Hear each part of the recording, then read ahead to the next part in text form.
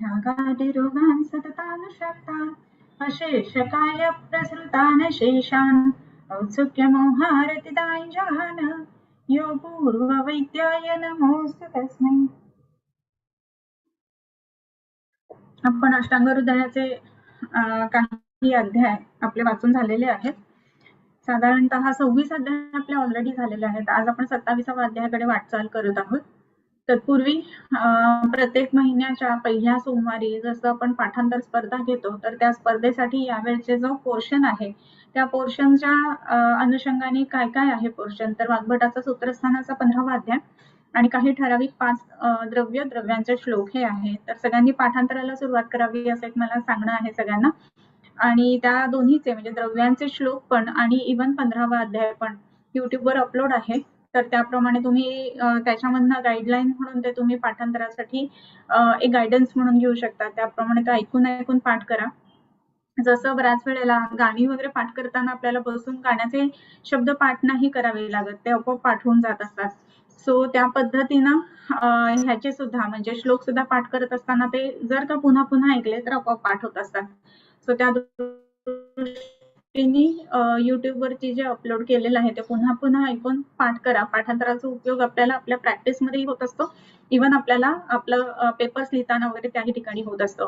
So आपण पुढच्या अध्यायाला वाचनाची सुरुवात करूया. त्याच्यामध्ये 27वा अध्याय पहिला श्लोक आहे. शिराव्यध विधी अध्यायम व्याख्यास्यामः इतिहस्माहु रात्रेयादयो महर्षयः. आता हा शिराव्यध विधी अतः म्हणजे काय, तर आता याच्यानंतर म्हणजे कशाच्या नंतर सांगतात हे सुद्धा आपण बघायला पाहिजे. त्याच्यानंतर शिराविधी हा अध्याय सांगतात. ह्याच्यानंतर असं म्हणत असताना त्याच्यामध्ये कशाच्या नंतर, तर शस्त्रविधी झाल्यानंतर शिराविधी आलेला आहे. लास्ट लेक्चर मध्ये आपण बघितलेलं होतं शिराविधी झाल्यानंतर म्हणजे शस्त्रविधी झाल्यानंतर शिराविधी सांगितलेला आहे असं जेव्हा आपण म्हणतो त्यावेळेला शस्त्रविधीचा शेवट जो आहे तर तो इतक्या उत्तम पद्धतीनं जलौकांच्या संदर्भामध्ये केलेला आहे. आणि जलौका सांगून झाल्यानंतर मग आता शिराविधी. मग आता ह्या शिरावेद विधीमध्ये आपल्याला काय काय बघायला मिळेल, तर कोणत्या वेळेला कोणत्या ठिकाणची शिरावेद करावा हे ह्या संपूर्ण अध्यायामध्ये सांगितलेलं आहे. तर आता ह्या अध्यायाच्या संदर्भामध्ये सांगत असताना कोणी करावा, कधी करावा या तर सगळ्या गोष्टी आपण पाहणारच आहोत. पण त्याच्याच बरोबरीनं अजून एक महत्वाची गोष्ट ह्या शिरावेदीमध्ये मला अशी सांगायची वाटते की शिरावेदी असं म्हणत असताना आपण तिथे रक्तमोक्षण या अर्थाने एकतर पाहायला पाहिजे. दुसरा अजून एक भाग महत्वाचा म्हणजे शिराविधी म्हणत असताना रक्तमोक्षण म्हणत असताना आपण त्या ठिकाणचं शिरा तोडणं या अर्थाने ते शिराव्यध असं आलेलं आहे. तर त्याचं व्यधन आपण सूचिकेने पण करू शकतो किंवा जसं आपण बघितलेलं कुठारिका त्यांनी पण करू शकतो किंवा जलौकेने पण करू शकतो. म्हणजे जिथे जिथे शिरावेदीचे पॉइंट्स आलेले आहेत ना ते जलौकांचे पॉइंट्स आहेत हे सुद्धा आपण लक्षात घ्यायला पाहिजे. बऱ्याच वेळेला दवाखान्यात येणारे जे स्टुडंट्स असतात ते विचारत असतात की जलौका इथेच लावायची, हे आपण कसं काय ठरवलं, तर हे कशावरून ठरवतो आपण, तर ह्या अध्यायामधले जे जे पॉइंट्स आलेत ना त्याच्यावरून आपण ह्या गोष्टी ठरवतो की कोणकोणत्या एरियामध्ये जलौका लावायचे. अन्यथा बऱ्याच वेळेला बघितलं जातं की जलौका लावत असताना जिथे पस फॉर्मेशन खूप जास्त आहे तर तिथे जलौका पटकन लागत नाही. मग त्याच्यापेक्षा अलीकडचा जो त्याचा ड्रेनेज असतो त्या ठिकाणचा पॉइंट घ्यावा लागतो. मग असे हे पॉइंट्स कसे डिसाईड करायचे हे या संपूर्ण अध्यायामध्ये हा डिसिजन आपण घेऊ शकतो. अर्थात हा अध्याय जो आहे तो संपूर्ण शिराव्यध या अर्थाने आलेला आहे, म्हणजे कुठारिकेनं शिराव्यध करणं असं, परंतु आपण त्याचा उपयोग जो आहे तो जलौकेंच्या दृष्टीने सुद्धा करू शकतो. ओके, सो ह्याच्यानंतर आता आपण बघूया की मधुरम लवणम किंचित अशीतोष्णम असंहतम पद्मेंद्र गोप हेमावी शशलोहित लोहितम लोहितम प्रभव शुद्धम तेनैव च स्थितिः. आता ह्याच्यामध्ये हा जो पहिला श्लोक सांगितलेला आहे तर ते रक्त जे आहे तर ते शुद्ध रक्त कसं समजावं यासाठी हा श्लोक आलेला आहे. तर मधुरम लवणम किंचित म्हणजे मधुर रसाचं आणि किंचित लवण रसाचं असं हे रक्ताचं रस किंवा चव असते. आता मधुर म्हणत असताना त्या ठिकाणी किंचित लवण म्हणजे मधुर आणि अनुरस्ताचा लवण असं आहे. त्याच्यानंतर किंचित अशीतोष्णम असंहतम. अशीतोष्ण अशीतोष्ण म्हणजे शीत सुद्धा नाहीये असं आणि उष्ण पण नाहीये असं, म्हणजे समशीतोष्ण ज्याला आपण बॉडी टेम्परेचर म्हणू त्या टेम्परेचरचं असतं. आणि असंहत, असंहत म्हणजे खूप जास्ती घट्ट नसणार अशा अर्थाने. त्याच्यानंतर पद्मेंद्र गोप हेमावी, पद्म, पद्म म्हणजे कमळासारखा, कमळाच्या रंगाचा असणारा. आता पद्म म्हणत असताना रक्तकमल असा अर्थ येतो त्याचा बरं का. त्याच्यानंतर इंद्रगोप, इंद्रगोप नावाचा एक छोटासा किडा असतो, लाल रंगाचा असतो एकदम, आणि म्हणून त्याला इंद्रगोप असं म्हटलं जातं. आणि हा जो आहे ना, हा प्रत्यक्ष रक्त वाढवण्यासाठी सुद्धा कारणीभूत असतो. आणि म्हणून वृद्ध वैद्य परंपरेमध्ये हे इंद्रगोप किडे जे आहेत ना, तर ते किडा म्हणण्यापेक्षा आपण इंद्रगोप म्हणूयात त्याला. ते तो इंद्रगोप जो आहे तो विड्याच्या पानातून खायला देत असत, सो दॅट रक्त शरीरातला आहे त्याचा कस वाढत असे म्हणून. सो पद्म, इंद्रगोप, हेम, आवी, शश लोहित लोहितम. हेम म्हणजे काय तर सुवर्ण, सोन्यासारखं असणारा असं आपण म्हणतो. तर हेम याचा अर्थ कसा इथे घ्यायला पाहिजे तर मंजिष्ठेसारखा असणारा. तुम्हाला माहिती असेल की मंजिष्ठेचं जे पर्यायी नाव आले ना, तर त्याच्यामध्ये सुद्धा हेम असं आलेलं आहे. सो मंजिष्ठेचा काढा जशा रंगाचा असतो तशा रंगाचं असणारं रक्त. मग असं करत असताना आपण मंजिष्ठा माहिती पाहिजे आपल्याला, तिचा आपण काढा करून बघितलेला असायला पाहिजे, तर आपल्याला समजेल की ही मंजिष्ठा किंवा मंजिष्ठेचा काढा कसा दिसतो त्याप्रमाणे असणारी. त्याच्यानंतर जे आहे ते आवी, शश, लोहित, लोहितम.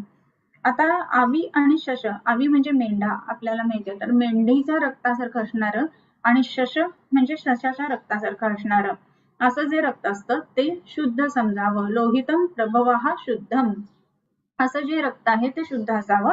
आणि तेन तेनैव स्थिती, आणि ह्या रक्तावरूनच शरीराची स्थिती जाणून घ्यावी. म्हणजे हे रक्त कसं आहे त्याच्यावरती ठरणार की तुमच्या पूर्ण शरीराची स्थिती कशी आहे.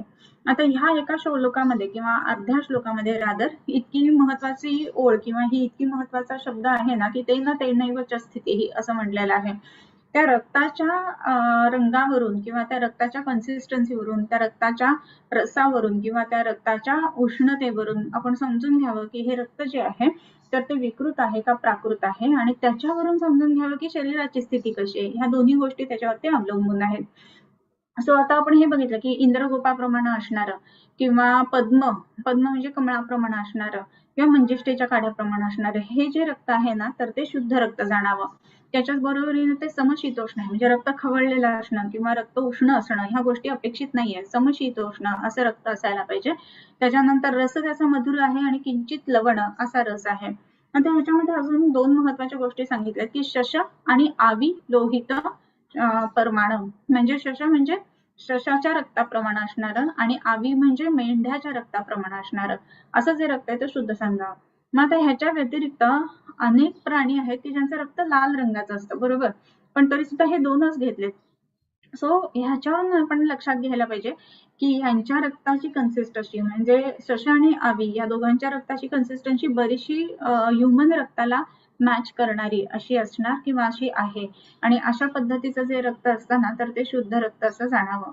आता तेनैव तत्स्थिती ही असं म्हटलेलं आहे पुढचं. मग आता तेनैव म्हणजे ह्या रक्तावरच संपूर्ण शरीराची स्थिती अवलंबून आहे. मग आता असंहत म्हणजे खूप जास्ती दाट नसणारं असं रक्त असं म्हटलंय. मग समजा खूप दाट रक्त आहे तर शरीर बिघडणार आहे. उष्ण रक्त आहे शरीर बिघडणार आहे. शीत रक्त आहे शरीर बिघडणार आहे. त्याच्यानंतर त्याचा रंग बदललेला आहे तर शरीर बिघडणार आहे. रक्ताचा रस बदललेला आहे तर शरीर बिघडणार आहे. म्हणजे पंचमहाभूतांच्या दृष्टीने आपण बघायला पाहिजे की पांचभौतिकत्व जे आहे त्याच्यामध्ये कुठे बिघाड झाला तर हे रक्त जे आहे ते दुष्ट होणार आहे. आणि हे जर रक्तदुष्ट झालं तर संपूर्ण शरीर आहे तर त्याचा सुद्धा काही काही सिम्पटम शरीर दाखवणार आहे. आणि म्हणूनच रक्ताला चौथा दोष मानावा नाही मानावा किंवा हा बराच एक वाद जो चालतो तो ह्याच सगळ्या कारणांमुळे की रक्ताला एवढं महत्व का दिलेलं आहे. तर आपण बघतो की संपूर्ण जे अवयव संघटन गर्भ शरीरामध्ये सांगितलेलं आहे त्या प्रत्येक अवयवाच्या संघटनामध्ये रक्त आहे. जसं गर्भस्य यकृत प्लीहानव शोणितजो, रक्त फेन प्रभवः फुफ्फुसः किंवा रक्त किट्टात उंडुकः, असं म्हणजे प्रत्येक ठिकाणी जर बघितलं ना तर इतर काही म्हणजे कफ बदललाय, मेद बदललाय किंवा कफमेद शोणित सारा जिव्हा, मग तिथे काही इतर गोष्टी येतात पण प्रत्येक ठिकाणी रक्त हे आलेलंच आहे. म्हणजेच अवयवाचं संघटनाच्या दृष्टीने सुद्धा ह्या रक्ताचं महत्व आहे. आणि मग जर हे रक्त विकृत असेल तर शरीराचं संघटन बदलेल, तो अवयव जो आहे तर त्याचं कार्य बदलेल, आणि म्हणून त्याचं एवढं महत्व आलेलं आहे. आणि म्हणून आपण जाणून घ्यायला पाहिजे की रक्त हे किती महत्वाचं आहे. ओके. आणि म्हणून रक्त जरी धातू असला ना तरी त्याच्या शोधनासाठी एक वेगळं म्हणजे रक्तमोक्षण किंवा शिरावेदन हे पंचकर्म सांगितले आहे. अदरवाईज दोषांची शोधन आलेली आहेत, बरोबर. धातूचं वेगवेगळे शोधन नाही आलेलं आहे, परंतु या ठिकाणी आपण बघतो की धातूंच्या साठी सांगितलेलं हे शोधन आहे. सो लोहितम प्रभव शुद्धम तेनस तेनैव च स्थितिः. ह्याच्या पुढचं तत्पित्त श्लेष्मलैः प्रायो दूष्यते कुरुते ततः. आता हे काय होतं, तत् पित्त श्लेष्मलैः प्रायो दूष्यते. हे जे रक्त आहे तर ते कशाने बिघडतं, तर पित्त श्लेष्मलैः दूष्यते. विशेष करून पित्ताने बिघडतं आणि रक्ताने बिघडतं. म्हणजे रक्तदृष्टीची जी आपल्याला कारण दिसतात तर त्याच्यामध्ये पित्त आणि पित्त आणि कफ या दोघांचा विचार करणं खूप गरजेचं राहतं. सो पित्त विकृती निर्माण करणारा आहार विहार किंवा कफ विकृती निर्माण करणारा आहार विहार या दोनही गोष्टींमुळे रक्ताच्या मध्ये सुद्धा आपल्याला विकृती येतात असं दिसतं. आणि ह्यांनी जर का विकृती आली तर काय होतं, ततः कुरुते असं म्हटलेलं आहे. काय काय करतं ते, तर विसर्प विद्रधी प्लीह गुल्माग्नी सदनज्वरा मुख नेत्र शिरो रोग मदतृण लवणास्यताः कुष्ठ वातास्र पित्तास्र कट्वोम्लगिरणभ्रमं शीतोष्ण स्निग्धरूक्षादेहि उपक्रांताश्च ते गदाः. आता ह्या सगळ्यामध्ये काय काय रक्त प्रकोपज आहे तर हे या ठिकाणी वर्णन सांगितलेले. सम्यक साध्यान सिद्धंती ते च रक्त प्रकोपजाः. आता इथे किम किम कुर्वन्ति दुष्ट हा रक्त हा, तर विसर्प विद्रधी प्लीह. आता रक्तप्रदोष जे व्याधी सांगितलेले आहेत चरकाचार्याने त्याच्यामध्ये सुद्धा विसर्प प्लीह विद्रधी या पद्धतीने पुढे पूर्ण मोठाच्या मोठा श्लोक आलेला आहे की काय काय त्याच्यामध्ये होता. रसप्रदोषाचे रोग, त्याच्यानंतर रक्तप्रदोषाचे रोग जे आलेले आहेत त्याच्यामध्ये. सो याच्यामध्ये विसर्प उत्पन्न होऊ शकतो, विद्रधी होतो, प्लीहा रोग होतो, गुल्म होतो. गुल्म हा एक महत्वाचा व्याधी इथे घेतलेला आहे, ते पण आपण लक्षात घ्यायला पाहिजे. बऱ्याच वेळेला गुल्म म्हटल्यानंतर आपल्याला फक्त संघात या अर्थाने बघितलं तर कफाचा संबंध वाटतो किंवा सेल डिव्हिजनच्या दृष्टीने बघितलं तर वाताचा संबंध वाटतो, पण रक्त बिघडलेलं आहे हे लक्षात घ्यायला पाहिजे गुल्मामध्ये. त्याच्यानंतर अग्निसदन असा एक शब्द आलेला आहे आणि ज्वर. आता अग्निसदन असं म्हणत असताना अग्नीचा साथ करणारं असं हे रक्त आहे, म्हणजे विकृत जर का झाला तर. पण अग्नीचा साथ म्हणजे अग्निसदनाचा आणि रक्ताचा काय संबंध असाही आपण एक विचार करायला पाहिजे. मग त्यामध्ये एक गोष्ट आपण जाणून घ्यायला पाहिजे की रक्त विकृत झाल्यानंतर अग्नीचा म्हणजे साध का होतो, तर रक्त आणि पित्त हे आश्रयाश्रयी आहेत. मग रक्त जर का विकृत झालेला असेल तर त्याच्या ठिकाणी असणारं आश्रयाने राहणारं पित्त हे सुद्धा विकृत होणार आहे, बरोबर. मग पित्त विकृत झालं तर पित्त काय आहे, तर त्यक्त द्रवत्वम पाकादी कर्मणा अन्नल शब्दितम. अग्नी जो आहे तर त्याच्यामध्ये जर ह्या पित्ताने द्रवत्व सोडलं तर जे काही उरतं तर त्याला आपण अनल असं म्हणतो. सो पित्त विकृती असेल तर त्यामुळं अग्नी विकृती येते आणि म्हणून अग्नी सदन त्याच्याचमुळं खूप जास्त आपण बघतो की ज्या ज्या वेळेला पांडूची लक्षणं असतात किंवा भूक बिलकुल लागत नसते अशा वेळेला जर का आपण करायला गेलो तर रक्ताल्पता ही गोष्ट दिसते. रक्त असं म्हणत असताना रस आणि रक्त हे बऱ्याच वेळेला एकत्रित अंशामध्ये आपल्याला सापडतात आणि म्हणून कन्फ्युजन्स बऱ्याच वेळेला असतात की पांडू हा रसाचा व्याधी आहे मग रक्ताल्पता वेगळी. तर अगदी बरोबर आहे, पांडू हा रसाचा व्याधी आहे. शोथ वगैरे ही लक्षणं त्याच्यामध्ये प्रामुख्याने दिसतात आणि रक्तामध्ये विशेष करून रक्त विसर्प विद्रधी प्लीह या गोष्टी दिसत असतात आपल्याला. ओके, त्याच्यानंतर अजून एक महत्वाचा भाग जो आहे त्याच्यामध्ये सदन आणि ज्वरान. ज्वर वेगवेगळे जे आहेत ना ते सुद्धा ह्या रक्त विकृतीमुळे होतात.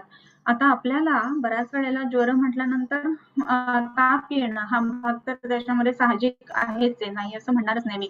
परंतु ताप येणं ह्याच्यामध्ये अजून एक गोष्ट आपल्याला महत्वाची बघायला पाहिजे की रक्ताचा विचार त्याच्यामध्ये केलेला आहे आणि रक्ताचा विचार केला ना तरच त्याच्यामध्ये आपल्याला त्याचे उत्तर मिळायला लागतात. मग आत्ताच्या काळामध्ये बरेच वेगवेगळे जे व्याधी दिसतात रक्ताच्या संदर्भामधले व्याधी दिसतात ते सुद्धा आपण ज्वर म्हणून त्याच्या अँगलने बघू शकतो.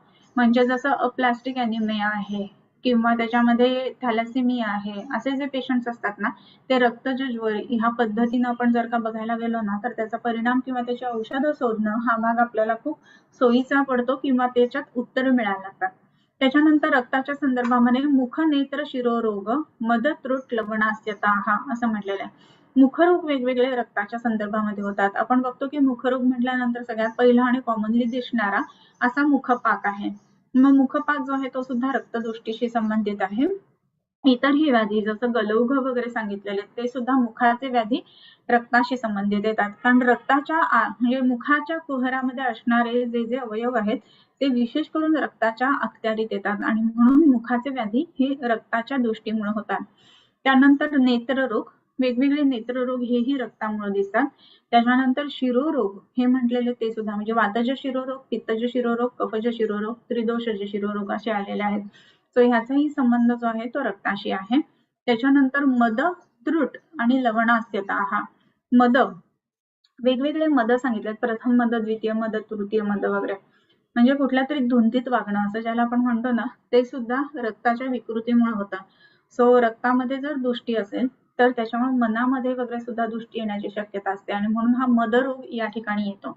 त्याच्यानंतर तृष्णा खूप जास्त प्रमाणामध्ये लागणं हा भाग सुद्धा जो आहे तर तो रक्ताशी संबंधित आहे. बऱ्याच वेळेला तृष्णा आपण बघतो की वातात, पित्तात, कफात तृष्णा, सन्निपातात, रसक्षयात. आता हे म्हणत असताना षष्ठीशात उपसर्गाच्य असं म्हटलंय की उपसर्ग तृष्णा जी आहे ना ती म्हणजे रक्तज प्रदोषज व्याधींमुळे झालेली तृष्णा असं, म्हणून रक्ताच्या विकृतीमुळे तृष्णा उत्पन्न होते हे आपण लक्षात घ्यायला पाहिजे. त्याच्यानंतर लवणास्यता असा शब्द आलेला आहे, म्हणजे काहीही खाल्लं की तोंड खारट पडतं. आता खारट कसं काय पडेल बरं तोंड? याचं कारण रक्त विकृती झालेली असेल ना तर जो रक्ताचा अनुरस आहे की जो लवण आहे तर तो व्यक्त व्हायला लागतो. जनरली अनुरस व्यक्त होत नाही किंवा अंते व्यक्तोपि चेष्यते असं म्हटलेलं आहे.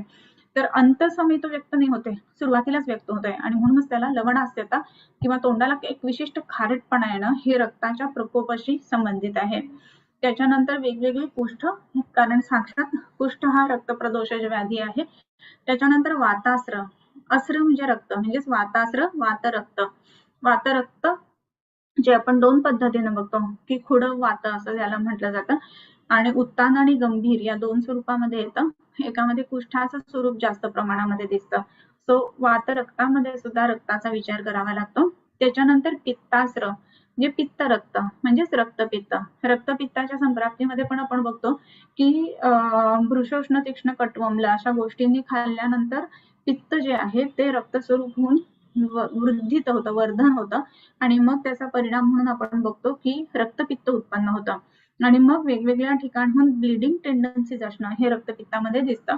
नाकाचा घोळणा फुटणं म्हणजे फक्त रक्तपित्त नाही बरं का. मग त्याच्यामध्ये ऊर्ध्वग, अधोग आणि तिर्यग रक्तपित्त हे सगळेच प्रकार त्याच्यामध्ये येतात. मग त्याच्यामध्ये DUB असेल किंवा अर्शातनं होणारं ब्लिडिंग असेल किंवा त्याच्यामध्ये ज्याला आजकालच्या रिपोर्ट्समध्ये आपण ऑकल्ट ब्लड म्हणतो तसं असेल, काही वेळेला ब्लिडिंग टेंडन्सीज, एपिस्टॅक्सिस ज्याला म्हणतो तर ते असेल, तर बऱ्याचदा असंही दिसून येतं बरं का. आपण केसेस क्लिनिकली बघत असतो की नाकामधून खूप सारं रक्त यायला लागतं आणि मग ते नुसतं थांबवायचा प्रयत्न केला ना तर काही वेळेला बीपी वगैरे खूप वाढलेला असतं अशा पेशंट्समध्ये. सो जर ब्लिडिंग टेंडन्सीज वाढलेल्या आहेत तर बीपी पेशंटचं मॉनिटर करणं हा सुद्धा भाग खूप महत्वाचा आहे.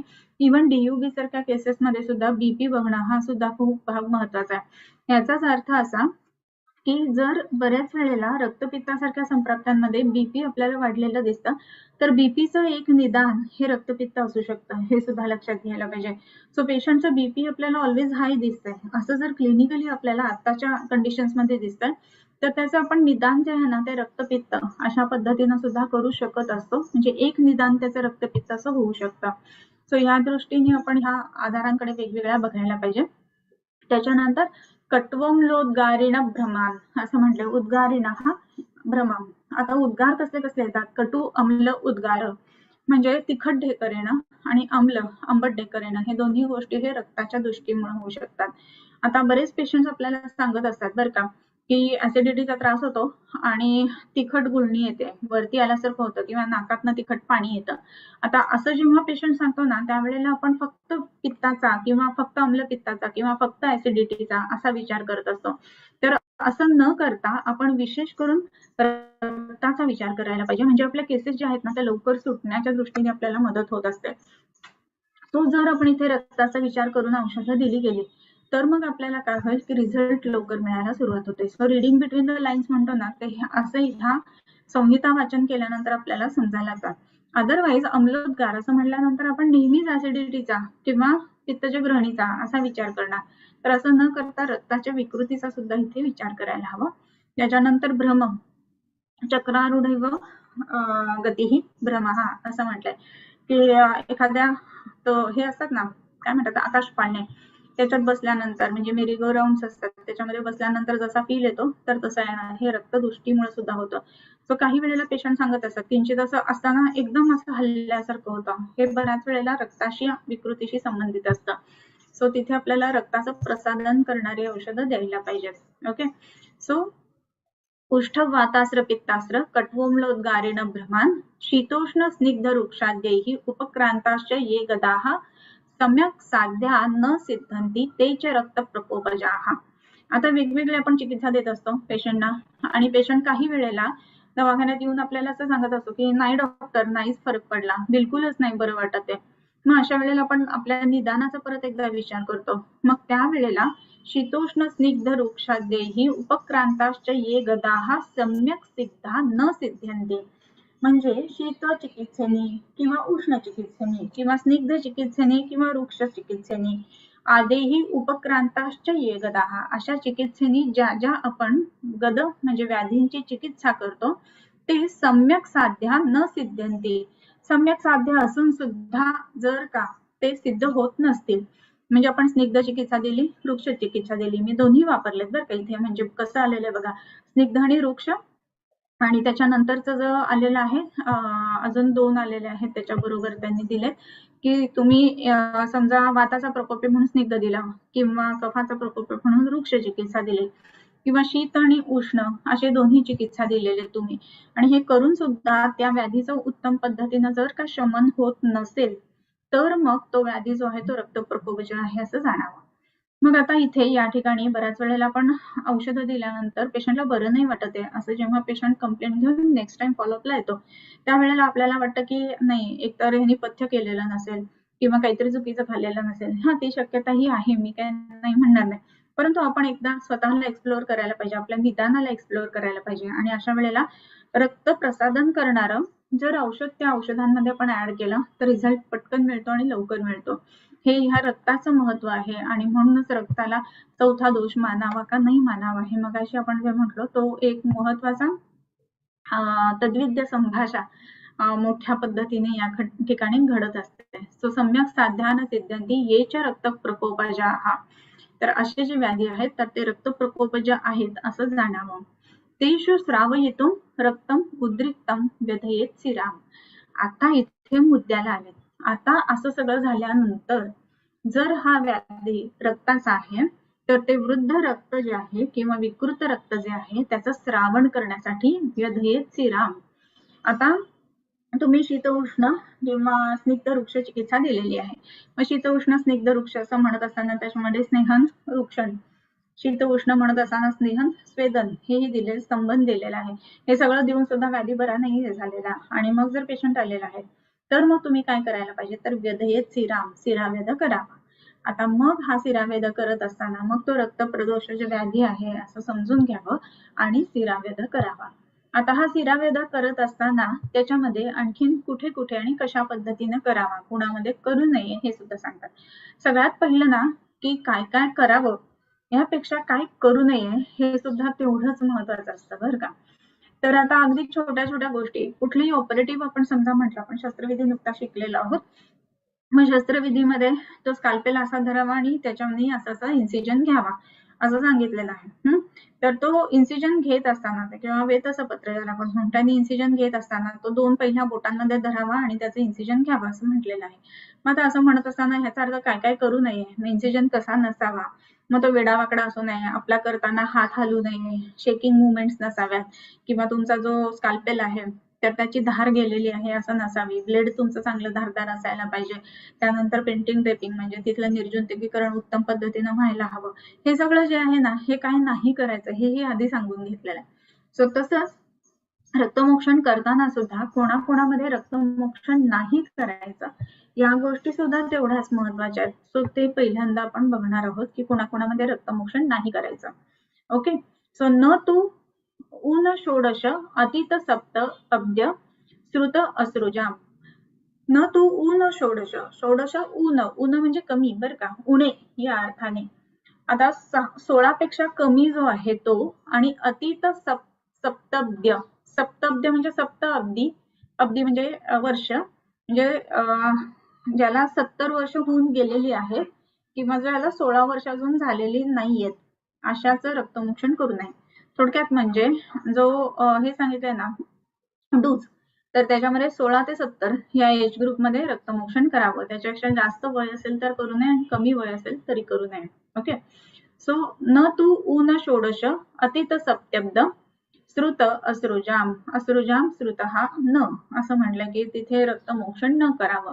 आणखीन कुणामध्ये नाही करावं तर अस्निग्ध अस्वेदित अत्यर्थ स्वेदित अनिल रोगिणाम.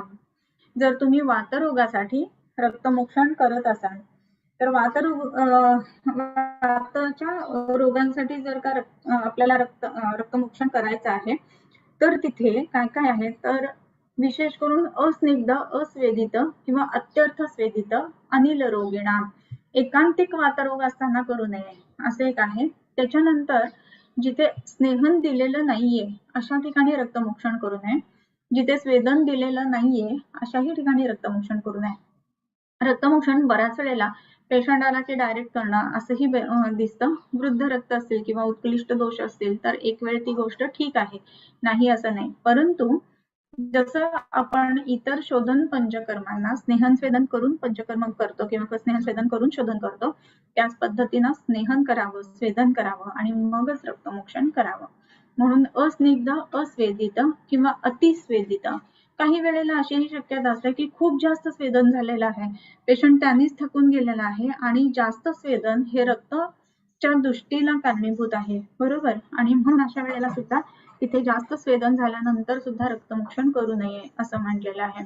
ओके. सो अस्निग्ध अस्वेदित, त्याच्यानंतर अतिस्वेदित आणि अनिल रोगिणाम. वातरोगांमध्ये सुद्धा रक्तमोक्षण करताना विचार करून करावा. कारण काय आहे की रक्तमोक्षणाने वाताचा प्रकोप होणार आहे म्हणून त्याचा विचार करायला पाहिजे. त्यानंतर गर्भिणी सुतिका अजीर्ण, गर्भिणी असताना सुतिका असताना अजीर्ण असताना आणि पित्तास्र श्वासकासिनाम, पित्त रक्त असताना म्हणजे रक्तपित्त असताना किंवा श्वास आणि कास असताना रक्तमोक्षण करू नये. आता रक्तपित्त असताना रक्तमोक्षण करू नये, श्वास आणि कास असताना रक्तमोक्षण करू नये किंवा गर्भिणी असताना आणि सुतिका असताना आणि अजीर्ण असताना रक्तमोक्षण करू नये असं म्हटलेलं आहे. आता गर्भिणीमध्ये तर ठीक आहे की बाबा सुकुमार आहे किंवा तिचे धातू जे ते वाढणं अपेक्षित आहे, मग त्या ठिकाणी आपण रक्तमोक्षण नाही करणार. तसं सुप्तिका जी आहे ती शून्यागारमिव असं म्हटलेलं आहे आणि ऑलरेडी तिच्यामध्ये वाताचा मोठा प्रकोप असतो. सो म्हणून सुतिकेच्या ठिकाणी सुद्धा रक्तमोक्षण नाही करायचं आहे. मग सुतिका नाही, गर्भिणी नाही आणि त्याच्यानंतर रक्तपित्त असताना सुद्धा रक्तमोक्षण करू नये असं म्हटलेलं आहे. स्वतःहून जर रक्त बाहेर जात आहे तर तिथे चिकित्सेमध्ये एकदा ठिकाणी सांगितलेलं आहे की स्वतःहून जर जात असेल तर उपेक्षा करावी, मात्र स्वतःहून रक्तमोक्षण करू नये. याचं कारण काय तर ऑलरेडी ब्लिडिंग टेंडन्सी आहे आणि त्याच्यामध्ये जास्त रक्त स्रवण्याची शक्यता आहे आणि म्हणून रक्तस्राव खूप वाढल्यामुळं आणखीन काही दुर्गती व्याधीची होण्याची शक्यता आहे आणि म्हणून तिथे तशा पद्धतीनं रक्तपित्त असताना रक्तस्रवण करू नये. श्वास असताना आणि कास असताना रक्तस्रवण करू नये. श्वास आणि कास असं का म्हटलेलं असावं तर ज्या वेळेला आपण रक्तमोक्षण करतो त्यावेळेला विशेष करून वाताचा प्रकोप काही अंशामध्ये काही प्रमाणामध्ये होत असतो. श्वास आणि कास हे दोन्ही व्याधी जे आहेत तर त्याच्यामध्ये वाताच्या विकृतीचा संबंध जास्त आहे आणि म्हणून श्वास कासामध्ये रक्तमोक्षण करायचं नाही. त्यानंतर अतिसार उदर छर्दी पांडू सर्वांग शोथिनाम. अतिसार असताना रक्तमोक्षण करू नये, त्याच्यानंतर उदर असताना रक्तमोक्षण करू नये, छर्दी असताना करू नये, पांडू असताना करू नये आणि सर्वांग शोथ असताना रक्तमोक्षण करू नये. अतिसार असताना रक्तमोक्षण केला तर आता वरती म्हटलेलं आहे की अजीर्ण असताना रक्तमोक्षण करू नये. सर्वसाधारणतः अतिसार असताना अजीर्ण आहेच आहे आणि म्हणून रक्तमोक्षण नाहीये. त्यानंतर उदर असतानाही अजीर्ण तर आहेच आहे कारण की त्याच्यामध्ये सगळ्यात महत्वाचा तोच भाग आहे. त्यानंतर छर्दी असताना रक्तमोक्षण करू नये. वाताची गती इथे ऑलरेडी वेगळी झालेली आहे की ज्या पेरिस्टाल्सिक मुवमेंट्स आहेत तर त्याच्यामध्ये रिव्हर्स पेरिस्टाल्सिस होऊन छर्दी होते, म्हणजे वाताच्या गतीचा संबंध आहे आणि ती गती वाढेल किंवा ती गती वाताची विकृत होईल म्हणून तिथे रक्तमोक्षण करू नये. पांडू मध्ये कसं आहे की त्या ठिकाणी एकतर अग्नी ऑलरेडी कमी झालेला आहे त्याच्यानंतर पांडूचा थकलेला आहे. त्याच्यानंतर शोथाकडे नेणारी संप्राप्ती आहे, म्हणून पांडू आणि शोथ हे दोन्ही असताना रक्तमोक्षण करू नये. त्याच्यानंतर आहे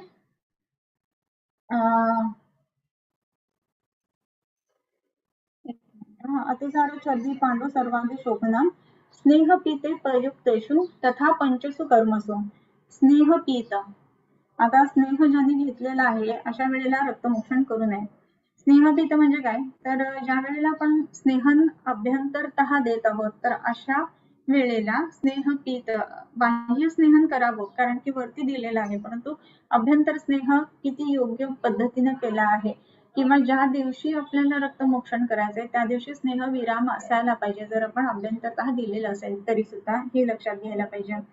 त्याच्यानंतर अजून एक शब्द आलेला आहे की पंचसु कर्मसु, म्हणजे पंचकर्म केलेला जो आहे त्याच्यामध्ये रक्तमोक्षण करू नये.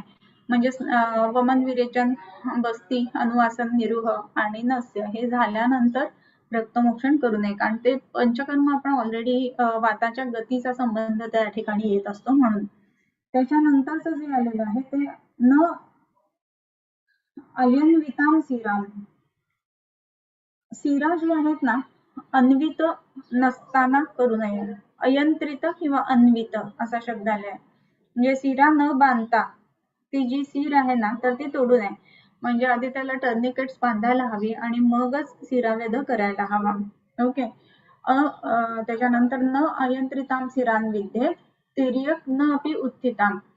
तिर्यक सिरा जे असतील, वेडा वाकड्या जर का सिरा असतील तर त्या सिरा घेऊ नयेत रक्तमोक्षणासाठी, आणि अनुत्थित अशा सिरा सुद्धा घेऊ नयेत. उत्थित म्हणजे थोडीशी फुगलेली शीर असते.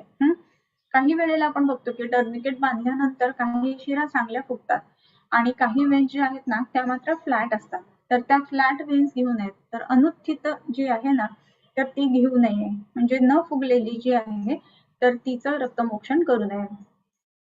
त्याच्यानंतर जे आलेलं आहे इथे पासून की शिरो नातिशीतोष्ण वाताभ्रेषु अयंत्रात्यैका गदात असं म्हटलेलं आहे. तर न अतिशीतोष्ण, खूप शीत असताना सिरावेध करू नये, कारण रक्तमोक्षण चांगलं होणार नाही. खूप उष्ण असताना रक्तमोक्षण केलं तर रक्तप्रकोपांमुळे जास्त रक्तस्रावण्याची शक्यता आहे. आणि वाता आणि अभ्रेषु, खूप जास्त वात म्हणजे जर का वायू वाहत असेल तर रक्तमोक्षण करू नये.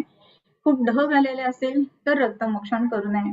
आणि अन्यत्र अत्यैकात गदात असं म्हटलंय.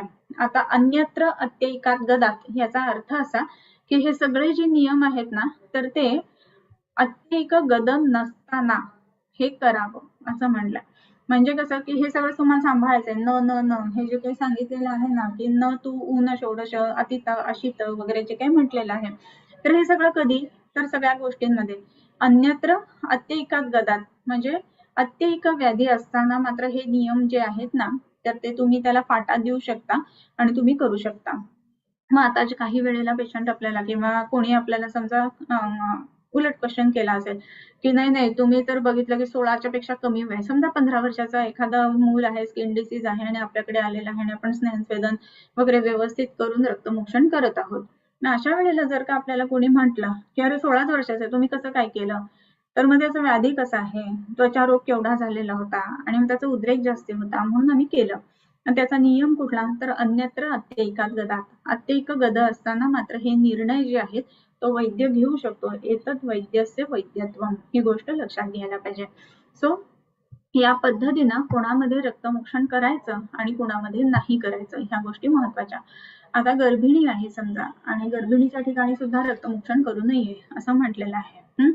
परंतु आता काही इतर कारणांमुळे समजा तिच्या ठिकाणी व्हेरिकोसिटी खूप जास्ती आहे तर रक्तमोक्षण करायची गरज वाटते, किंवा काही वेळेला आपण बघतो की अर्श आहे तर आपण रक्तमोक्षण करणार, तर असं केलं तर चालू शकतं बरं का, जर का त्या ठिकाणी गरज असेल तर. फक्त ते जस्टिफाय आपल्याला करता आलं पाहिजे की ही गरज का आहे. म्हणजे जिथे निषेध सांगितलेला आहे रक्तमोक्षणाचा अशा ठिकाणी सुद्धा अत्यैक व्याधी असताना आपण रक्तमोक्षण करू शकतो. ओके. सो नाती शीतोष्ण वाताभ्रेषु अन्यत्र अत्यैका गदात, यानंतर आता इथे पासून सगळे हा 9वा जो श्लोक आहे तिथे पासून कोणत्या व्याधीसाठी कोणत्या सिरेचं रक्तमोक्षण करावं हे या ठिकाणी सांगितलेलं आहे. ओके, तो शिरोनेत्र विकारेषु ललाट्याम मोक्षयेत शिराम अपांगम अपांग्याम अनुपास्याम वा कर्णरोगेषु कर्णजाम. आता शिरो नेत्र विकारेषु ललाट्याम, शिरोरोग आहेत किंवा नेत्ररोग आहेत तर ललाटाच्या ठिकाणची सीर जी आहे तिचं रक्तमोक्षण करावं. आता शिरोरोग किंवा नेत्ररोग असं असताना ललाटाची शीर, आता ललाटाची शीर असं म्हणत असताना अख्खं ललाट आहे बरोबर, मग त्यातली नेमकी कुठली शीर घ्यायची असा एक प्रश्न पडतो. तर काही वेळेला पेशंट असं सांगतात की डोकं दुखायला लागलं की ही शीर उडते स्पेसिफिक, किंवा डोळे दुखत असताना ही शीर उडते. आता शीर म्हणजे प्रत्येक वेळेला ना त्यांच्या दृष्टीने जर बघितलं तर ती नर्व असेल ती व्हेसल असेल, दोन्हीपैकी काही असू शकतं. खूप चिडल्यानंतर काही लोकांची शीर उडते असं दिसतं. मग आता शिरोरोगामध्ये सुद्धा त्याच पद्धतीने दिसतं. पण नेत्ररोग आणि शिरोरोग असे एकत्र असताना जनरली ट्रायजेमिनल न्यूरॅल्जिया आत्ताच्या डायग्नोसिस पैकी हे डायग्नोसिस बऱ्याच वेळेला आजकाल दिसतं. असं असताना सुद्धा ललाटाच्या ठिकाणची शीर तोडावी किंवा ललाटाच्या ठिकाणच्या शिराचा वध करावा.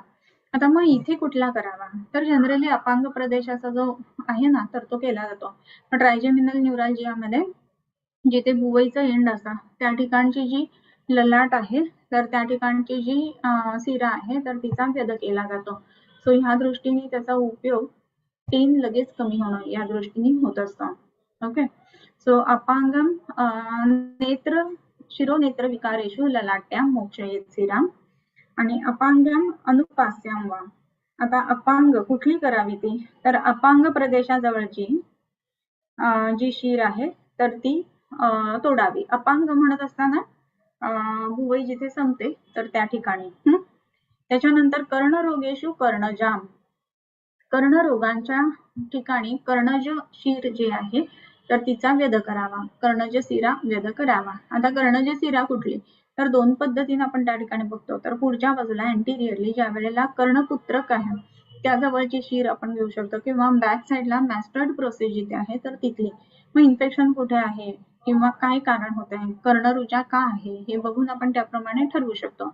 आता अँटिरियरला म्हणजे ऑडिटरी कॅनल मध्ये समजा एक्स्टर्ना काय म्हणतो आपण ओटायटिस एक्स्टर्ना असं जर का असेल तर सर्वसाधारणतः पुढची म्हणजे कर्णपुत्रकाच्या जवळची जी शिरा आहे तर तिचा आपण वध करतो आपल्या क्लिनिकमध्ये सुद्धा. आणि जर ओटायटिस मीडिया असेल म्हणजे कान दुखतोय, इयरड्रमला सूज आहे असं सगळं जर का असेल तर अशा वेळेला जनरली आपण बघतो की कानाच्या पाठीमागे म्हणजे मॅस्टर्ड प्रोसेस जिथे असताना तर तिथली जी शिरा असते तिचा वध करावा. त्याचा परिणाम खूपच चांगला दिसतो. आणि पेशंटचं ओटायटिस मीडियाचे बऱ्याच वेळेला जे टिम्पॅनोप्लास्टी करायला सांगितली जाते तर ती प्लास्टी पण आपल्याला थांबवता येते किंवा प्लास्टी न करता हिलिंग चांगल्या पद्धतीने होतं असं आपण बरेच पेशंट्स मध्ये बघितलेलं आहे. ओके, त्याच्यानंतर नासारे रोगेषु नासाग्रे स्थिताम आणि नासा ललाटयोः पीनसे असं म्हटले, इथे कॉमा पाहिजे. ओके, नासा रोगेषु नासाग्रे, नासा रोग असताना नासाग्राची शीर जी आहे त्याचा वध करावा. तर नासा रोग असताना नासाग्र म्हणत असताना आपल्याला टिप ऑफ द नोज असं वाटतं. आणि जेव्हा टिप ऑफ द नोज म्हणजे इथे जोकर जिथे ते हे लावतात ना लाल काय ते लावतात तर असं ठिकाणी करावी असं वाटतं. परंतु ते करायच्या ऐवजी नासाग्र हे जर का आपण ह्याच्या दृष्टीने बघितलं शरीरशास्त्राच्या दृष्टीने तर अग्र म्हणजे हे म्हणजे जिथून ब्रिज ऑफ द नोज आहे ना तर त्यालाही नासाग्र म्हटलं जातं. तर तिथे लावल्यानंतर नासा रोगांच्या मध्ये परिणाम जास्ती चांगला येतो असा एक अनुभव आहे.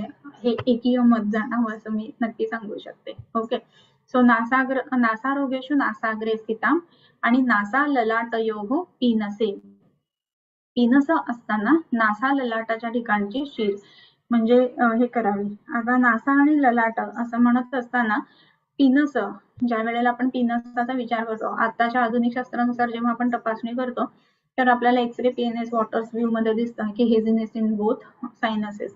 मग अशा वेळेला सायनसेस मध्ये जर हेझिनेस असेल तर नासा आणि ललाट या दोघांच्या ठिकाणची शीर वध करावं लागतं.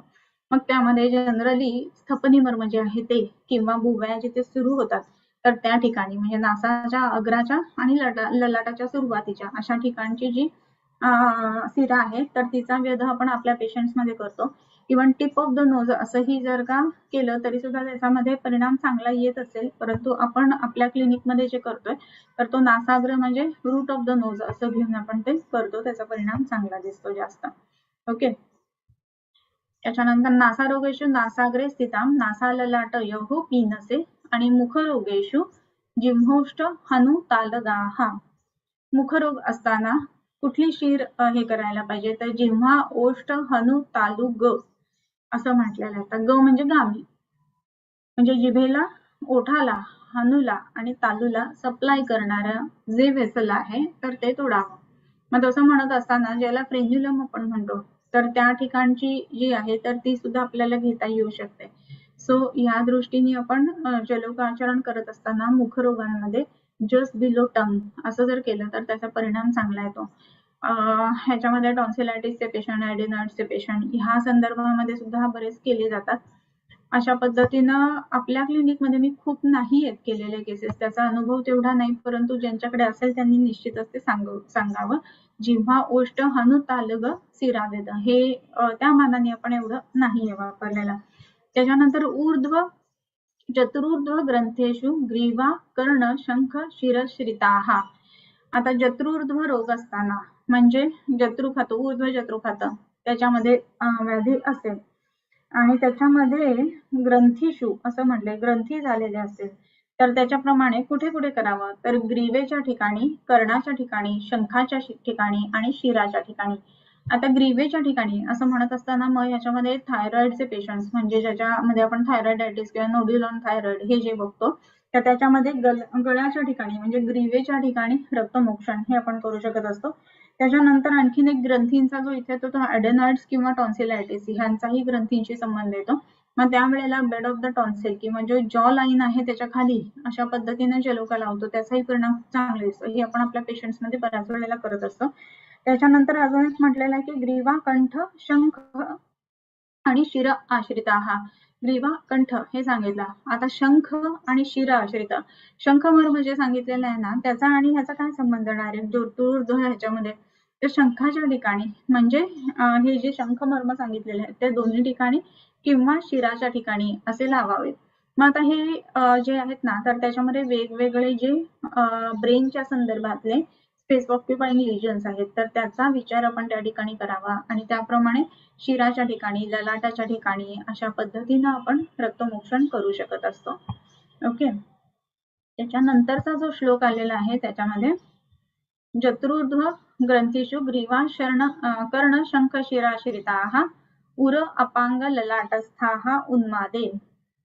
उन्माद असताना उराच्या स्थानाची, त्याच्यानंतर अपांगाच्या ठिकाणची आणि ललाटाच्या ठिकाणची अशी हे करावी. आता उर म्हणत असताना त्याच्यामध्ये संपूर्ण उर आहे, मग तिथे उन्मादाचा कुठला पॉइंट आहे ते आपण बघायला पाहिजे. त्याच्यानंतर अपांग हे तर दोन्ही भुवयांच्या शेवटच्या पॉइंटला आपण बऱ्याच पेशंट्स मध्ये उन्मादाच्या लावतो, खूपच चांगला परिणाम येतो. आणि ललाट म्हणजे ललाटावरती सुद्धा ह्या गोष्टी कराव्यात असं म्हटलेलं आहे. त्याच्यानंतर अपस्मृत पुन्हा अपस्मार असताना कुठे करावं तर हनुसंधी जो सांगितलेला वायसतुंड प्रकारचा संधी त्या ठिकाणी करावा किंवा समस्तेवा शिरा भ्रूमध्य गामिना. भ्रूमध्याच्या ठिकाणी गामीन जाणाऱ्या अशा सगळ्या ज्या काही वेसल्स आहेत तर त्या वेसल्स ज्या आहेत त्या अपस्माराच्या ठिकाणी आपण वेध करू शकत असतो, अपस्मार असताना वेधन करू शकत असतो. याचाच अर्थ तुम्ही बघा, ज्या ज्या वेळेला आपल्याला एखादी गोष्ट आठवायची असते तर नॅचरल जे आहे ना ते ॲक्युप्रेशर पॉइंट आपण ज्याला म्हणू की आपण असं करतो किंवा काय बरं असं करतो. सो भ्रूमध्याच्या ठिकाणी जाणारी सिरा म्हणजे अपस्मार हा गोष्ट वेगळी आहे, पण स्मर या अर्थाने जर बघितलं तर लक्षात ठेवणं, आठवणं किंवा आताचे जे पेशंट्स बघतो आपण की ज्याच्यामध्ये ADHD आहे ते कॉन्सन्ट्रेट नाही करू शकत, अशा पेशंट्स मध्ये सुद्धा हे भ्रूमध्याच्या ठिकाणी जाणाऱ्या ज्या ज्या काही वेसल्स आहेत तर त्या ठिकाणी आपण निश्चितच रक्तमोक्षण करू शकत असतो. आता रक्तमोक्षण म्हणत असताना इथे कुठारिका असं सगळीकडे अपेक्षित आहे. आपण बघितलं की तिथे आपण जलोका पण लावू शकतो. त्याचप्रमाणे आजकाल जे आपण व्यधन कर्म करतो किंवा निडल घेऊन त्यांनी प्रिकिंग करणं असं जे केलं जातं तर ते सुद्धा हे पॉइंट्स आपण त्या ठिकाणी वापरू शकत असतो. त्याचा पुढचा एक श्लोक वाचूया आणि आज थांबूया. पुरो अपांग ललाटस्था उन्मादे अपस्मृतौ पुनः अनुसन्धौ समस्ते वा शिरा भ्रूमध्यगामिनां विद्रधौ पार्श्वशूले च पार्श्वकक्षास्तनान्तरे तृतीयके असयोर्मध्ये स्कंधस्य अधः चतुर्थिके. 12 श्लोक आपले झालेले आहेत. त्याच्या पुढे आपण नेक्स्ट टाइम सुरुवात करूयात. आता इथपर्यंत जे झाले ते ऊर्ध्व जत्रुगत शिरा ज्या आहेत तर त्या आपल्या पूर्ण झालेल्या आहेत. आणि आता ह्याच्यानंतर म्हणजे हनुसंध समजते वा शिराम भ्रूमध्यगामिनाम इथपर्यंत झालेलं आहे. मग विद्रधी पार्श्वशूल पार्श्वकक्षा स्तनांतरे हे सगळं जे आहे ते आपण नेक्स्ट टाइम बघणार आहोत. ओके, सो काही शंका असतील तर तेवढे घेऊयात आपण. These same points can be used for तेच सांगितले विद्याग्नी कर्म युजिंग 26 नंबर नीडल. एक्झॅक्टली. तर आता जे आपण बोललो की त्याच्यामध्ये कुठारिकानी करावं असं म्हटलेलं आहे, जलौकानी करावं म्हटलेलं आहे. तर त्याचप्रमाणे विद्याकर्म जे केलं जातं जनरली 26 नंबरच्या निडलने किंवा जे ॲक्युप्रेशरच्या निडल्स असतात ना, ज्या सॉलिड निडल्स असतात तर जनरली सिल्वर निडल्स असतात त्या सॉलिड असतात तर त्यांनी सुद्धा विद्यकर्म केले जातात. तर त्या पद्धतीने सुद्धा हे आपल्याला पॉइंट्स वापरता येत असतात. तसंच अग्निकर्माला सुद्धा हे पॉइंट्स आपल्याला वापरता येत असतात. तर का हेही लक्षात घ्या. जिथे जिथे रक्तमोक्षण आपल्याला काही वेळेला करणं शक्य नसतं तर अग्निकर्म जरी केलं ना तरी त्याचा परिणाम जो आहे तो चांगला दिसतो. ओके. पेशंट फिमेल 26 इयर्स अनेक वर्षापासून डोळ्यातून फ्लोटर्स येतात आणि ब्लॅक अँड व्हाईट बोथला ऑप्थॉल्मॉलॉजिस्टला कन्सल्ट केलेलं आहे. सगळं नॉर्मल आहे, चष्मा नाही, शुगर लेवल नॉर्मल आहे. काय विचार केला पाहिजे आणि कशी चिकित्सा केली पाहिजे. हे जे फ्लोटर्स असतात ना ते जनरली विट्रियस डिजनरेशनशी संबंधित असतात. ओके, आणि नेत्रबस्ती दिलेला होता तेव्हापासून 4-5 दिवस आराम दिसत होता, परत दिसू लागले. खूपच चांगली गोष्ट की नेत्रबस्तीचा किंवा नेत्रदर्पणाचा उपयोग त्याच्यामध्ये नक्कीच चांगला होता. त्याच्याच बरोबरीने आता आपण जसं बघितलं तसं अपांगाच्या ठिकाणची जर का शिरालद केला ना तरी सुद्धा ह्याच्यामध्ये चांगला परिणाम येतो. चक्षुष तेजोमयम तसे विशेषात श्लेष्म तो भयम असं म्हटलेलं आहे. सो कफकर आहार जर का काही होत असेल तर तो बंद करायला पाहिजे. अग्निवर्धन चिकित्सा पोटामध्ये द्यायला पाहिजे म्हणजे हे फ्लोटर्स जे असतात ते कमी यायला मदत होत असते. ओके, ठीक आहे. मला वाटतं क्वेश्चन झालेले आहेत. आपण आज इथे थांबूया. शुक्रवारी लेक्चर नाही होणार आहे, डायरेक्टली पुढच्या सोमवारी आपण भेटणार आहोत. ओके. किंबहुना तुमचे केले धर्म कीर्तन हे सिद्धी गेले तेथ माझे जिवरले पायिकपण आता विश्वात्मके देवे येणे वाग्यज्ञे तोषावे तोषोनी मज द्यावे पसाय दान हे जे खळांची व्यंकटी सांडो तया सत्कर्मी रती वाढो भूता परस्परे पडो मैत्र जीवांचे दुरितांचे तिमिर जागो विश्वस्वधर्म सूरे पाहो जो जे वांछील तो ते लाहो प्राणिजात वर्षत सकळ मंगळी ईश्वर निष्ठांची मांदी आली अनवरत हो मंडळी भेटतो होता चला कल्पतरूंचे आरव चेतना चिंतामणींचे गाव भूलते जे अर्णव पियुषांचे चंद्रमे जे अलांछन मार्तंड जे तापहीन ते सर्वाही सदा सज्जन सोय रे होतु किंबहुना सर्व सुखी पूर्ण होनी तिही लोकी भजिजो आदि पुरुखी अखंडित आणि ग्रंथ उपजविये विशेषी लोकी इये दृष्टा दृष्ट विजय होहावेजी येथ म्हणे श्री विश्वेश्वरावो हा होईल दान पसावो येणेवरे ज्ञान देवो सुखिया झाला येणेवरे ज्ञान देवो सुखिया झाला येणेवरे ज्ञान देवो सुखिया झाला.